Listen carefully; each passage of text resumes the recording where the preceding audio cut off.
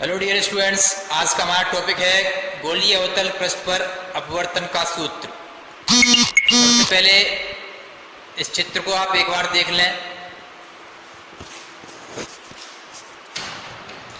चित्र में S P S dash ये एक गोलीय अवतल पृष्ठ है जो कि निरपेक्ष अपवर्तनांक n1, ये जो n1 का बृहल माध्यम दिखाई दे रहा है, इसको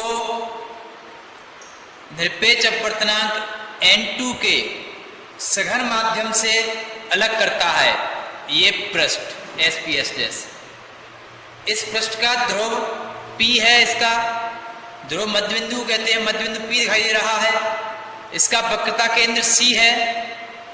इसकी मुख्य अक्ष, ये जो PC पर ये मुख्य अक्ष दिखाई दे रही है, इस पर एक बिंदु वस्तु O रखी हुई है। O से OA आपतित किरण है जो बिंदु A पर आपतित होती है, A पर गिरती है,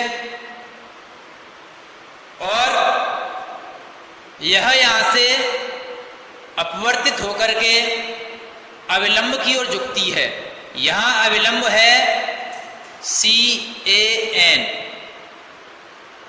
तो अविलंब की ओर झुक जाती है। निकलना इसको इस तरह से ये था, AB अपवर्तित किरण है।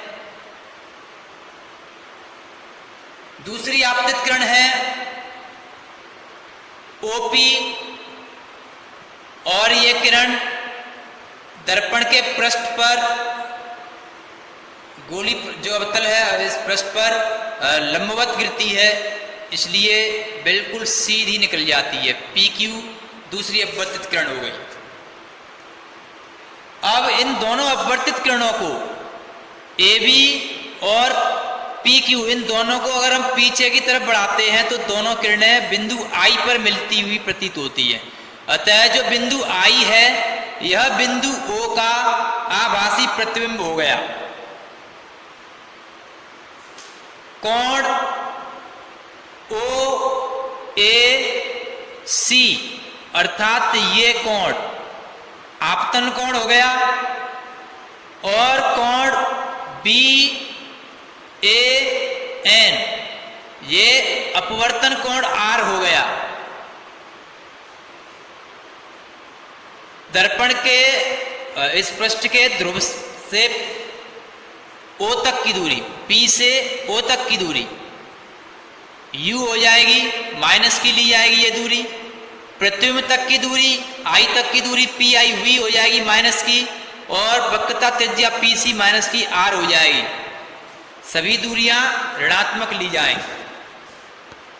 अब माना ये जो OA किरण है और IA और CA, ये तीनों किरणें मुख्य अक्ष के साथ क्रम से अल्फा, बीटा और गामा कोण बनाती हैं।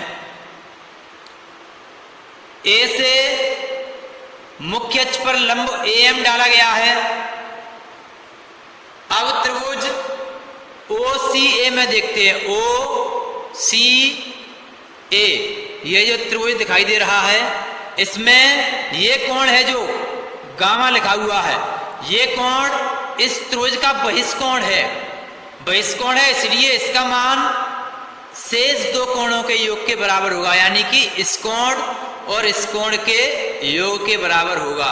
अतः गामा बराबर हो जाएगा अल्फा प्लस I। तो इससे I बराबर हो जाएगा गामा माइनस अल्फा, समीकरण 1।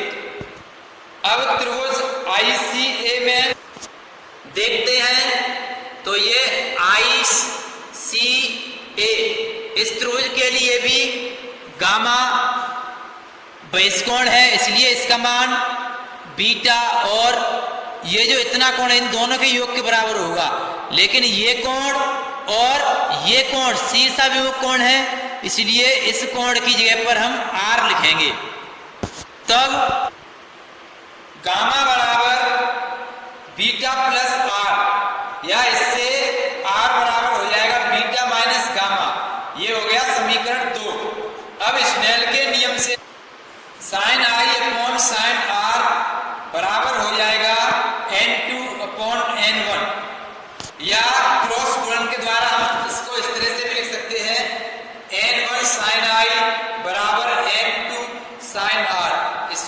करेंगे समीकरण थर्ड। अब यदि गोलीय पृष्ठ का व्यास छोटा हो तो बिंदु ए और P दोनों ही नजदीक होंगे। ऐसी स्थिति में जो कोण I और R हैं काफी छोटे होंगे। अब अगर I और R को रेडियन में नापें तो साइन I को I के बराबर ले सकते हैं और साइन R को R के बराबर ले सकते हैं। तब समीकरण थर्ड में जहां साइन I था वहां I लिख देंगे और साइन R की जगह पर R लिख देंगे, तो समीकरण हो जाएगा N1I बराबर। समीकरण 1 और 2 से I और R के मान इस समीकरण में रखते हैं। जो I की वैल्यू थी वो गामा माइनस अल्फा और R की वैल्यू आई थी गामा माइनस बीटा। दोनों वैल्यू इस समीकरण में रखते हैं और इन्हें हल करते हैं, तो ये हो जाता है N1 gamma minus N1 alpha बराबर N2 gamma minus N2 beta. अब ये जो गामा वाले दोनों पद हैं इन्हें एक और कर लेते हैं पक्षांतर के द्वारा और बाद में गामा को कॉमन लेते हैं, तो ये समीकरण हो जाता है N2 beta minus N1 alpha बराबर N2 माइनस N1 गामा। इसको समीकरण 4 बनाते हैं। अब क्योंकि पृष्ठ का व्यास छोटा माना गया है अतः कोण अल्फा बीटा और गामा ये भी छोटे होंगे और A तथा M ध्रुव P के समीप होंगे। इस स्थिति में अल्फा बराबर tan अल्फा ले सकते हैं और tan अल्फा की वैल्यू अगर चित्र में देखें तो यह है अल्फा कोण और tan लेते हैं जब तो tan होता है लंब बट्टे आधार। लंब है AM और आधार है इसका MO, इसलिए AM बट्टे MO हो जाएगा और M और P को एक ही बिंदु मान लिया गया है, इसलिए MO और PO दोनों बराबर ले सकते हैं। AM की जो ऊंचाई है वो h है और PO की दूरी प्रारंभ में माइनस की u ली गई थी। Beta equals to tan beta equals to AM upon MI हो जाएगा। चित्र में देख ये है बीटा कोण और tan बीटा, तो लंब AM हो गया और इसका आधार MI हो जाएगा। MI और PI दोनों बराबर ले सकते हैं, तब बीटा बराबर हो जाएगा h अपॉन माइनस v, क्योंकि ध्रुव से प्रतिबिंब तक की दूरी PI माइनस v ली गई है।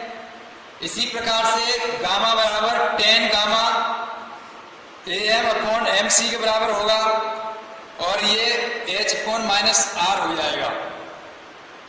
अब समीकरण 4 में अल्फा बीटा और गामा के मान रखते हैं, तो ये हो जाता है N2H upon minus v minus N1H upon minus u equal to N2 minus N1 H upon minus r।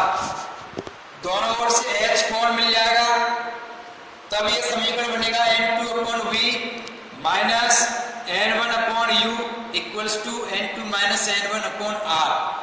यही अवतल पृष्ठ के लिए वक्रता त्रिज्या ज्ञात करने का सूत्र है।